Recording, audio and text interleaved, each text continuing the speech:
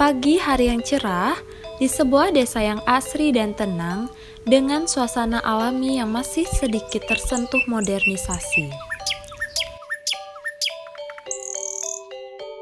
Di sebuah lapangan tempat bermain, berkumpul beberapa orang anak-anak desa yang sedang bermain bersama.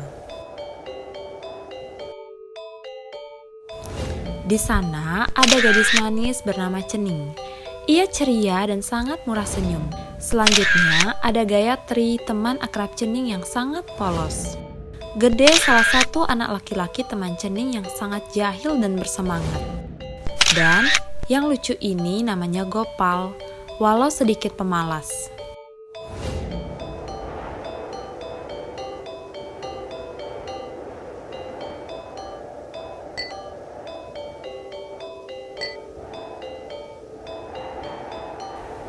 Dan ini Pekak Cening, sosok yang hangat dan penyayang. Inilah kisah mereka yang dirangkum dalam cerita Sepit-Sepitan.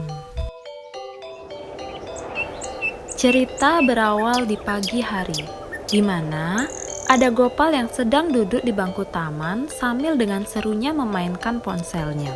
Karena terlalu sibuk dengan ponselnya, sampai Gopal pun tak menyadari kalau Gede, Cening dan Gayatri datang menghampirinya. Cening pun mengajak mereka bermain, namun Gede, Gayatri dan juga Gopal tidak menghiraukannya. Cening berinisiatif pulang ke rumah untuk mengambil mainan yang ingin dia mainkan bersama temannya. Setibanya di lapangan, betapa kagetnya Cening melihat Gede ikut memainkan ponselnya bersama Gopal. Cening berusaha menghampiri Gayatri dan memegang tangan Gayatri untuk mengajaknya bermain. Namun, Gayatri menepis tangan Cening yang membuat Cening kaget dan sedih. Cening sampai di rumahnya dan langsung menangis sekencang-kencangnya. Pekak yang sedang duduk santai ditemani teh hangat, kaget melihat cucunya menangis terseduh-seduh. Sambil menangis, Cening menceritakan yang terjadi di lapangan. Karena kasihan melihat Cening menangis seperti itu, Pekak pun memiliki ide untuk membuatnya tersenyum kembali. Pekak pun menyiapkan beberapa alat dan bahan untuk membuat sebuah mainan tradisional. Sembari menceritakan permainan dan cara bermainnya kepada Cening, terlihat wajah Cening yang sumringah mendengarkan penjelasan Pekak. Ternyata, Pekak baru saja membaca buku yang berisi tentang permainan tersebut.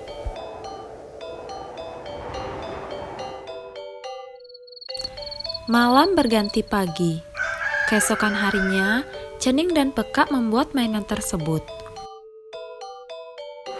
Mulai dari memotong bambu sampai mengecatnya. Cening pun terlihat senang membantu Pekak membuat mainan itu. Tak disangka, hari mulai sore. Mainan itu pun selesai dibuat. Tampak senyum sumringah disertai canda tawa Cening dan Pekak.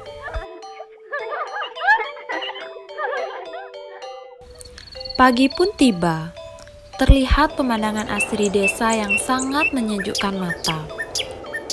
Dengan senangnya, Cening berjalan menuju lapangan sambil membawa tas yang berisi mainan yang telah dibuatnya kemarin bersama Pekak. Terlihat Gede, Gopal dan Gayatri sudah berada di lapangan. Gede dan Gopal tengah asik memainkan ponselnya bersama, serta Gayatri yang memperhatikan mereka bermain. Karena rasa ingin tahu Gayatri yang tinggi, ia pun mencoba menyentuh ponsel Gede karena ingin ikut bermain. Tapi ternyata, Gede merasa terganggu dan mendorong Gayatri sampai terjatuh. Gayatri pun duduk bersimpuh sambil menangis. Cening yang terlihat bahagia seketika berhenti melihat apa yang dilakukan Gede kepada Gayatri. Ia pun emosi dan marah kepada Gede. Cening membantu Gayatri untuk berdiri. Saat melihat Cening ada di hadapannya, Gayatri sangat senang dan menggapai tangan Cening untuk membantunya berdiri. Karena merasa marah, Cening pun menghampiri Gede dan mendorong pundak Gede. Gede terlihat tidak terima dan menghampiri Cening dengan wajah yang marah. Mereka saling bertatap-tatapan sampai Cening menemukan ide untuk menantang Gede untuk bermain sepit-sepitannya ini. Dengan semangat, Cening menjelaskan kepada teman-temannya alat-alat yang digunakan untuk bermain sepit-sepitan. Mulai dari sepit sebagai alatnya, bola pingpong, kelereng, papan kayu sebagai alas, tabung bola pingpong, dan tabung kelereng yang dibuat dari potongan bambu yang sudah dicat. Cara bermainnya adalah dengan menjepit bola pingpong dan kelereng menggunakan sepit, lalu harus memasukkannya ke dalam tabung bambu tadi. Setelah selesai menjelaskan cara bermainnya kepada teman-temannya, Cening pun menyuruh mereka untuk mencoba memainkannya. Gayatri yang pertama mencoba. Benar saja, dalam percobaan pertama, Gayatri langsung berhasil memasukkan bola pingpong dan kelereng ke dalam tabung bambu. Terlihat wajah Gayatri yang begitu senang karenanya. Setelah itu, Cening menantang Gede untuk mencobanya. Gede pun mencoba, namun percobaan pertama ia gagal. Itu membuat Cening tertawa melihatnya. Namun, Gede tidak menyerah. Ia melakukannya lagi. Gede pun mengambil kelereng yang baru, namun ternyata peraturan permainannya kelereng baru tidak boleh diambil jika kelereng pertama belum masuk ke dalam bambu. Serta saat mengambil kelereng atau bola pingpong tidak boleh menggunakan tangan, melainkan menggunakan sepit untuk mengambilnya. Gede pun mengerti dan mencoba perlahan. Dan akhirnya, ia berhasil memasukkan bola pingpong dan kelereng ke dalam tabung bambu. Gede merasa sangat senang. Melihat keseruan yang dilakukan teman-temannya, Gopal yang tadinya sibuk bermain ponselnya pun menghampiri teman-temannya untuk melihat apa yang teman-temannya mainkan. Karena penasaran, Gopal pun ikut mencoba memainkan permainan tersebut. Tanpa diduga-duga, Gopal berhasil memasukkan bola pingpong dan kelereng dengan mudahnya.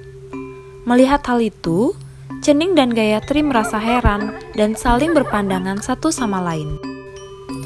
Karena Gopal sudah berhasil memasukkan bola pingpong dan kelereng ke dalam tabung bambu, Cening pun meminta Gede untuk melawannya dalam memasukkan bola pingpong dan kelereng bersamaan. Perlombaan pun dimulai, dan siapa sangka ternyata Cening dan Gede berhasil melakukannya dengan waktu yang bersamaan. Mereka pun sangat senang dan melakukan tos sebagai selebrasi mereka. Selesai mereka bermain, ternyata Peka telah menyiapkan permen kapas kesukaan anak-anak. Pesan moral dari kisah Cening dan teman-temannya yang berhasil memainkan permainan sepit-sepitan adalah selain menumbuhkan kebersamaan, juga mengajarkan kita untuk menjunjung tinggi solidaritas, sportivitas, kejujuran, semangat pantang menyerah, dan saling menghargai satu sama lain.